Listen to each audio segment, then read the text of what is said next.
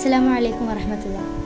മമ്പാട് ടാണ സ്വദേശിയും എൻ്റെ അയൽവാസിയുമായിട്ടുള്ള എരഞ്ഞിക്കൽ മോയിൻകുട്ടിയാക്ക എന്നിവരുടെ ഭാര്യ നഫീസത്ത 2 വർഷത്തോളമായി ക്യാൻസർ ബാധിച്ച് ചികിത്സയിലാണ്. മജ്ജ മാറ്റിവെച്ചാൽ അവരുടെ അസുഖം പൂർണ്ണമായും സുഖപ്പെടും എന്നാണ് ഡോക്ടർമാർ പറഞ്ഞിട്ടുള്ളത്. അതിന് 20 ലക്ഷത്തിലേറെ രൂപ ചിലവ് വരും.